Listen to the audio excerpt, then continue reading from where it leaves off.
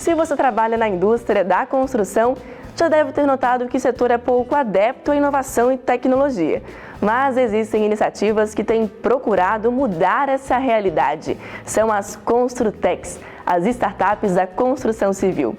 Por isso, no Building Entrevista de hoje, nós vamos conversar sobre esse assunto com o Bruno Loreto, que é CEO do Construtec Ventures, o primeiro venture builder do mundo, focado nos setores da construção e imobiliário.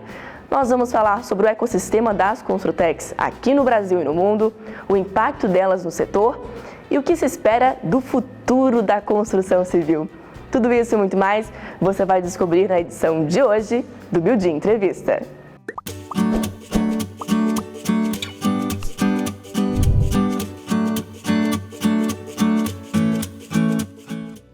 Loreto, seja bem-vindo ao Building Entrevista. Muito obrigado pelo convite. Loreto, você já deu entrevista para diversos veículos, né? E em muitas dessas entrevistas você fala que a revolução das Construtecs já começou. Por que você diz isso? Eu sempre afirmo isso porque as Construtecs elas trouxeram um movimento de mudança, né? O setor de construção é um setor conhecido por ser muito conservador, por não adotar muita tecnologia. E acho que esse movimento recente das startups no setor que vem buscando questionar a forma como as coisas são feitas, está provocando de fato uma revolução, né? Uma repaginação no setor, repensando como as coisas estão sendo feitas e com isso mudando o cenário em muitos segmentos. Pois é, e apesar da construção civil ser um setor que responde aí por 10% do PIB mundial, é ainda um setor, né, que sofre com uma alta taxa de improdutividade. Na sua visão, como é que as Construtecs podem ajudar no sentido de amenizar essa taxa, né, tão grande de improdutividade no setor? Bom, quando a gente fala de produtividade nessa cadeia, é sempre uma comparação que a gente acaba olhando para setores como a indústria de manufatura, a indústria de veículos, e vários estudos trazem esse paralelo e mostram o quanto que a velocidade de evolução na produtividade da construção é muito mais lenta comparado a esses outros segmentos, né? Então, o estudo da McKinsey, que é um dos mais conhecidos analisando esse aspecto, ele traz essa visão de que enquanto a indústria de manufatura dos anos 60 para cá repensou sua forma de produzir veículos e hoje a linha de montagem é toda automatizada, a construção de um prédio é exatamente da mesma forma que era 50, 60 anos atrás. Então, esse movimento que a gente enxerga hoje em torno de melhorar a produtividade não é um movimento novo, mas acho que agora a gente começa a ver e acreditar nessa onda de inovação que está vindo com um poder maior de realmente transformar e mudar o cenário. Mas é claro que envolve uma série de fatores, né? A produtividade está ligado ao uso de materiais, está ligado à metodologia construtiva, está ligado à formação de mão de obra, está ligado à utilização de tecnologia de informação. Não é só um fator que vai tornar a indústria totalmente mais produtiva ou automatizada, né? Acho que o cenário hoje tem mais chances de conseguir combinar todos esses elementos. E as Construtecs estão aí para isso, para ajudar, né, o setor a... Elas trazem o ferramental, né? A gente fala em tecnologia, que é sempre uma combinação de pessoas, processos e a ferramenta. Então hoje a gente tem um conjunto de ferramentas cada vez maior, vindo a partir das startups, que no contexto atual, acho que nos últimos 10, 20 anos, cada vez é mais fácil você criar uma empresa de base tecnológica, comparado ao que era 30, 40 anos atrás, que os investimentos necessários eram muito maiores. Hoje de casa você já consegue codar, né, um software, começar a botar um produto no ar, começar a vender, muitas vezes sem nem sair de casa. Então esse é um cenário que mudou bastante, tornou muito mais acessível para o empreendedor olhar para o mercado e começar a tirar a ideia do papel. Então nesse sentido, hoje tem muito mais condições de trazer mais opções de ferramenta para o cliente e ele aos poucos ir se acostumando a experimentar, tentar, contratar como serviço, né, o SaaS. E com isso você, como cliente, se sente mais à vontade aos poucos em tentar, pelo menos. Não são mais grandes projetos de milhões de reais. Você vai lá, contrata um software por R$200 e sai usando. Tudo mais prático, né? E pois é, pessoal, o Building também ele é realizador do Construtalk, o evento itinerante que discute inovação na construção civil. E o Loreto ele já esteve aí em todas as edições do Construtalk até agora. E numa dessas edições especificamente, Loreto, você trouxe um dado que me deixou que me chamou bastante atenção, né? Um dado da consultoria McKinsey, que você até comentou aqui na última fala, que diz o seguinte, que em 2050, 1,6 bilhões de pessoas não terão moradia digna para viver, que é um problema de 11 trilhões de dólares. Loreto, na sua perspectiva, o que deve ser feito desde já para que a gente possa, né, mudar ou diminuir esses números aí tão alarmantes? Bom, esse estudo é baseado no que a ONU conduziu numa pesquisa, justamente entendendo o impacto, né, do crescimento urbano e populacional e como que deve ocorrer esse movimento de migração das pessoas saírem do campo e irem para as grandes cidades. Isso no Brasil aconteceu intensamente, especialmente nos anos 60, anos 70, anos 80, mas quando você fala de países como Índia, como China, isso ainda está bastante emergente. Então a gente está falando de muita gente indo trabalhar, indo buscar um sustento nas grandes cidades e com isso você gera um movimento migratório de forma desordenada, né? A cidade não está muitas vezes preparada e planejada para receber tanta gente e a gente viu exatamente o que aconteceu aqui em cidades como São Paulo, Rio de Janeiro, Belo Horizonte e várias outras pelo país. Então, com isso, você vai ter cada vez mais pessoas tendo que viver em condições que não são as ideais, né? Indo muitas vezes para uma moradia que não comporta uma família com 3, 4, 5, 6 pessoas, muitas vezes tendo que improvisar uma moradia, muitas vezes provocando um processo inflacionário, provocando que os preços dos imóveis vai para patamares cada vez mais altos e as pessoas que têm salários mais baixos não consigam viabilizar, né, o pagamento mensal. O trabalho das Construtecs, então, ele é um trabalho social também, né? Com certeza, está totalmente ligado a impactar na sociedade. Então a gente sempre fala que inovar e buscar disrupção no setor é fundamental porque é o setor responsável por moradia e infraestrutura de base, né? Porque muitas vezes as condições, né, de moradia também não é só a casa. Você tem que ter energia elétrica chegando, você tem que ter saneamento, tudo isso te permite ter uma condição de higiene, de qualidade de vida, de saúde. E o setor de construção é a base para tudo isso. Então, quando uma Construtec se propõe a resolver um problema que de alguma forma te permite fazer mais com menos, no mínimo a gente está mais perto de conseguir minimizar esse problema. Porque essa é a grande ineficiência, né? Um setor que tem 25% dos materiais sendo desperdiçados, que tem uma taxa de produtividade que não cresce nos últimos 20 anos. Então tem muita coisa que pode ser aprimorada. Então se cada startup que está no mercado, cada Construtec conseguir melhorar em 1% que seja a produtividade de uma empresa, esse déficit habitacional, esse déficit de moradia com certeza pode ser reduzido mais cedo. Melhora muito, né? Você mencionou aí a realidade de alguns países, né? Os Estados Unidos, o investimento em Construtecs lá já soma mais aí de 1 bilhão de dólares, né? Como é que está o Brasil em relação aos países mais desenvolvidos? A gente está ali caminhando lado a lado, a gente está atrás deles, como é que está? Bom, o Brasil é um ecossistema de inovação emergente.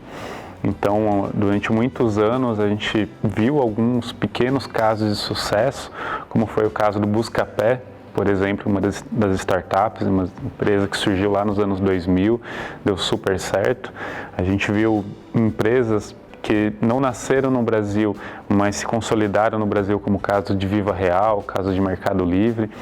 Mas é nesse período mais recente, de 5 anos para cá, que isso começou a acontecer numa maior escala, né, num volume que começa a sustentar uma comunidade de inovação mais robusta, né, porque um ecossistema ele sempre envolve o empreendedor que está criando um negócio, agentes de fomento que ajuda a criar condições para essas startups se desenvolverem, como incubadoras, por exemplo, envolve os financiadores disso, né, os investidores que começam a acreditar nesse tipo de investimento a partir do momento que vê casos dando certo, e com isso você gera um ciclo vicioso e positivo quando você começa a ter algumas dessas empresas tendo um êxito, né? Sendo vendidas por 100, 200, 500 milhões, e aí parte desse dinheiro volta para investir em várias outras startups. Muita gente vê isso e se empolga a tentar a criação do seu próprio negócio. Então isso é um fenômeno ainda bem recente. Nos Estados Unidos, isso já vem acontecendo há muitos anos, né, especialmente no Vale do Silício, né, que é o grande símbolo desse movimento de inovação. E com isso, a indústria já se torna muito mais madura do que a gente vê ainda no Brasil. Então o Brasil, ele ainda carece de muita coisa, né? Carece de formação de mão de obra mais qualificada, carece de empreendedores mais experientes, porque muitos ainda estão na sua primeira tentativa de desenvolver um negócio, carece de ter mais dinheiro disponível. Você tem um ambiente, né, que o custo de capital é muito alto, então a startup está competindo com uma taxa de juros, né, onde você não corre risco nenhum, já consegue uma rentabilidade boa, enquanto lá fora isso não é tão interessante. Então são cenários que muitas vezes tornam mais difícil realmente você desenvolver um negócio aqui.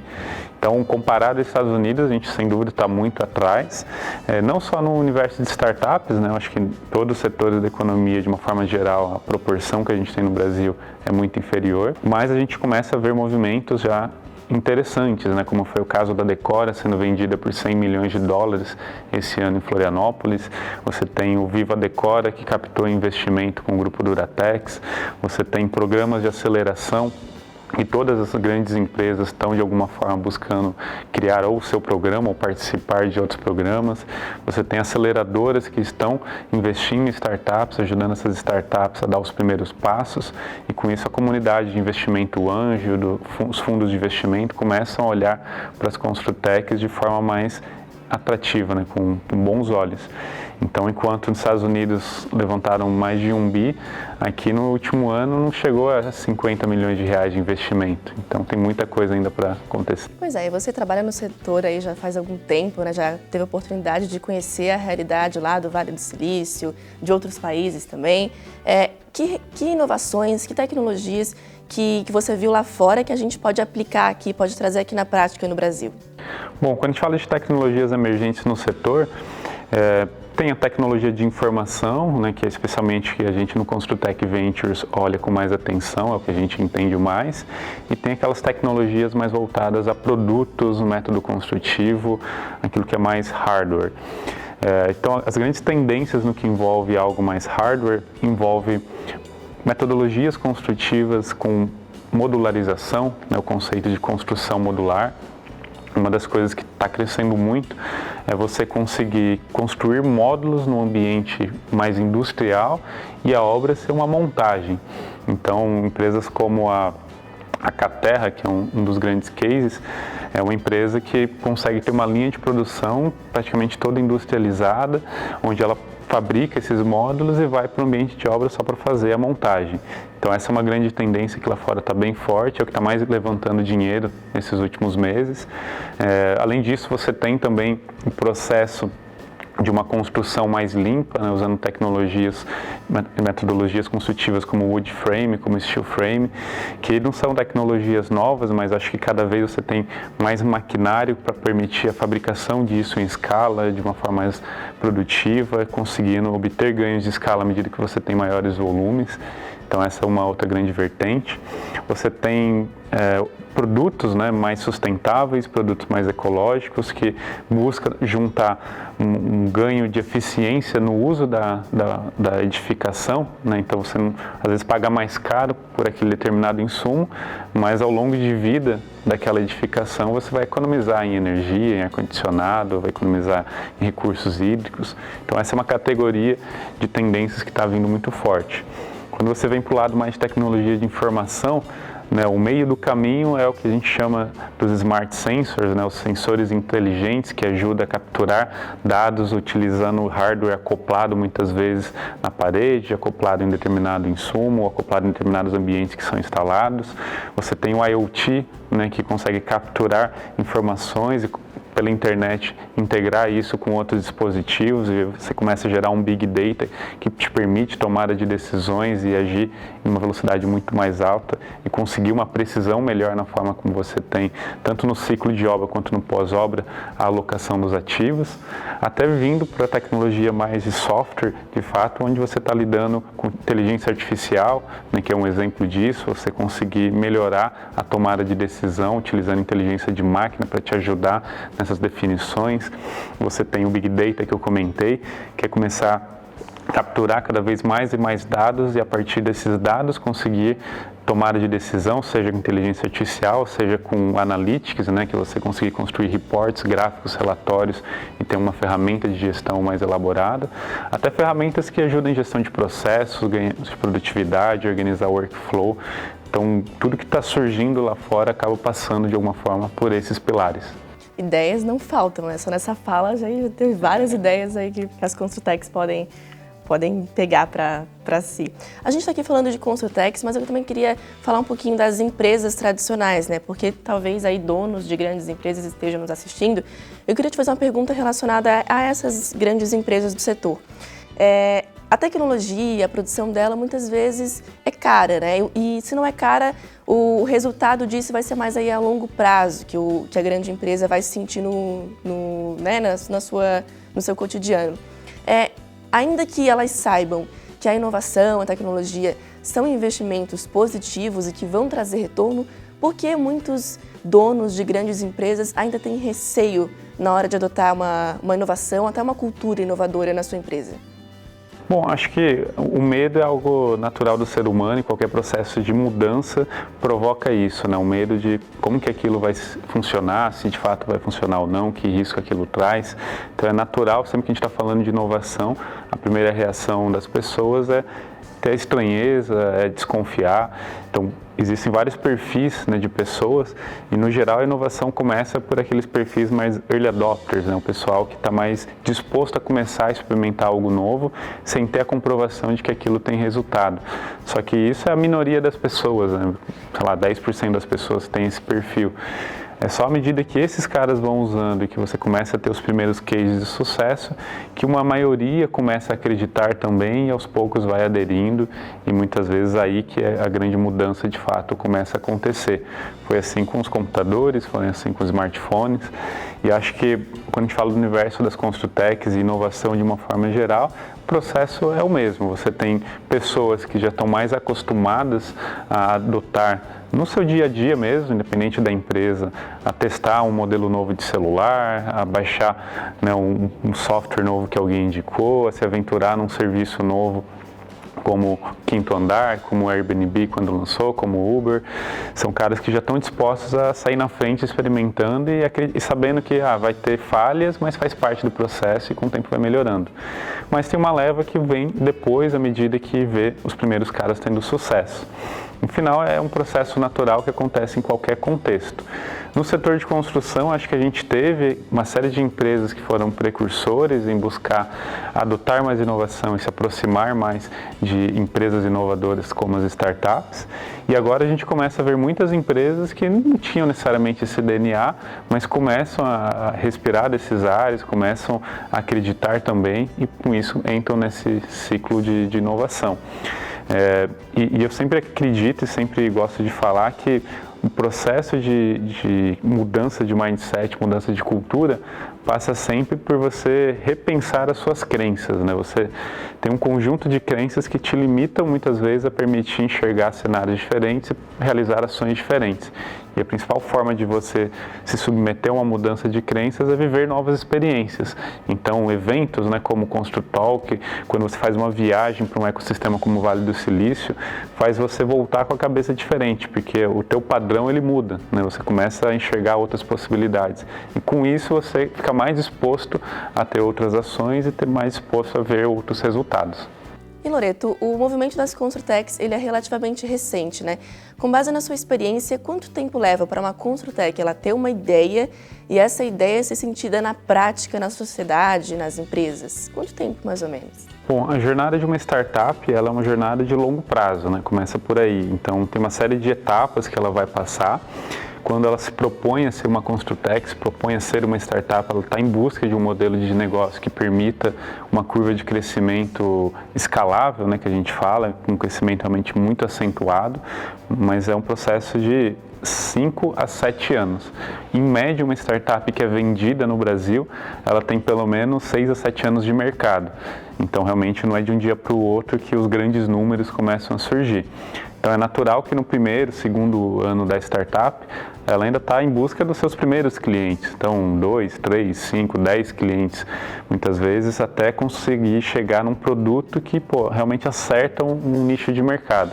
E a partir daí ela começa a crescer numa velocidade que o mercado começa a reconhecê-la com autoridade. Então, no geral, esse ciclo leva aí pelo menos de 2, 3 a 4 anos para ela começar a ser conhecida de uma forma mais ampla. Certo.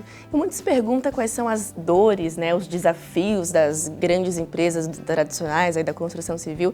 Mas agora eu quero te fazer a pergunta contrária, né? Quais são as principais dores e desafios das próprias Construtechs? Bom, o empreendedor que vai criar um negócio e vai criar um negócio no setor de construção, ele enfrenta alguns desafios particulares desse setor e outros comuns da jornada empreendedora. Então, alguns desafios comuns envolvem muitas vezes você ser um empreendedor de primeira viagem, então você tem que encontrar um time, você tem que achar qual que é essa ideia, qual que é esse problema que eu vou atacar, você vai ter que aprender, né, o que eu priorizo a cada momento, como que eu consigo recursos para viabilizar o desenvolvimento do meu negócio. Então esse é o desafio que todo mundo enfrenta. Claro, tem as burocracias também de você abrir uma empresa, de conseguir se adequar à legislação, mas isso faz parte do jogo. Mas tem um conjunto de desafios também que o setor de construção eu acho que soma aos desafios naturais, né? Um desses desafios é o desafio de ser um mercado extremamente regionalizado. Então você tem em cada canto do país aquelas construtoras que dominam aquele mercado local. É diferente de alguns segmentos que um grande player está no Brasil inteiro e tem uma grande amplitude de mercado. Com isso, se você tem aquele cliente, você já consegue um grande market share. No setor de construção, de uma forma geral, isso é muito mais fragmentado. Você tem o desafio de ser um mercado muito cíclico, então um ciclo de obra muitas vezes é um ciclo de 6, 8 anos, e aí entre você conseguir implantar a sua solução no momento que o cara realmente está naquele timing de obra e até às vezes fechar o ciclo de obra para apurar que você gerou valor, que realmente você gerou economia, produtividade ou algo do tipo. Porque às vezes muita coisa acontece e às vezes você não consegue provar. Às vezes questões da economia atrapalham, né, o andamento do projeto, não porque a sua solução não funcionou, mas por um contexto todo sistêmico que atrapalhou a vida do cliente. Então isso, sem dúvida, é outro fator também específico do setor, de alguns setores, mas que dificulta um pouco as Construtechs de conseguir chegar ao mercado. Como eu disse no começo do vídeo, o Bruno Loreto ele é CEO do Construtech Ventures, né? E o Building ele faz parte do Construtech, ele é uma das startups do Construtech Ventures. E a missão do Construtech Ventures é a seguinte: fazer a diferença na vida das pessoas por meio da tecnologia e do empreendedorismo. Loreto, como é que isso se aplica na prática? Bom, quando a gente fala de impactar a vida das pessoas, de alguma forma a gente quer gerar valor, né? Quando a gente pensa em conceber um negócio, em investir num negócio, a gente está pensando sempre em qual que é o problema que existe, quem que é afetado por esse problema e como que a gente pode usar a tecnologia, então, para resolver isso. E o empreendedorismo é o que consegue ter esse olhar de provocação, né, de não ficar preso no status quo, na forma como as coisas foram feitas há 20, 30, 40 anos, mas sim de pensar o futuro, de, cara, como é que eu posso resolver isso e criar um negócio em cima disso. Então, a principal forma que a gente vê como meio de impactar a vida das pessoas é resolvendo problemas, né? Quanto mais problemas a gente consegue resolver com negócios de base tecnológica, mais pessoas serão beneficiadas direta ou indiretamente, seja por redução de custos, seja por otimização de receita, seja por geração de emprego. Acho que tudo isso é consequência de um negócio que consegue resolver um bom problema. A gente já está terminando o Build Entrevista de hoje, mas eu tenho mais 2 perguntinhas finais para o Loreto. O que a gente pode esperar do futuro das Construtechs? Bom, o futuro é promissor. Para ter uma ideia, no primeiro semestre desse ano, o volume de investimento em Construtech no mundo foi maior do que todo o ano passado. Então a gente está vendo um crescimento muito grande no mundo, de uma forma geral, em torno do tema. Se você for observar, só esse ano teve uma série de notícias boas para o universo de Construtechs, né? Empresas sendo vendidas, empresas sendo investidas, programas de aceleração, empresas captando investimento anjo, que é o primeiro passo na jornada empreendedora, novas startups surgindo. A gente identificou no Brasil quase 400 Construtecs chegando ao mercado, então um número que cresceu significativamente do ano passado para cá, que a gente tinha cerca de 250 mapeadas. Então, cada vez você vai ouvir falar mais de Construtec, mais startups chegando às empresas e gerando valor para você de alguma maneira e trazendo essas tendências que a gente falou para o nosso dia a dia, né? Desmistificando um pouco esses jargões. E agora o que a gente pode esperar do futuro da construção civil?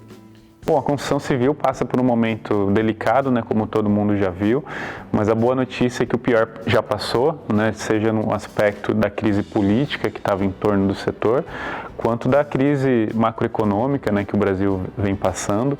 É claro que a gente está no momento pré-eleição, então muita coisa ainda precisa se resolver para as pessoas voltarem a acreditar com mais afinco e saber para que direção, né, a economia vai, mas os índices já mostram que mercados como São Paulo, o volume de lançamentos já está retomando, já está tendo crescimento e aos poucos a gente sem dúvida vai ver uma melhora nos números desse mercado.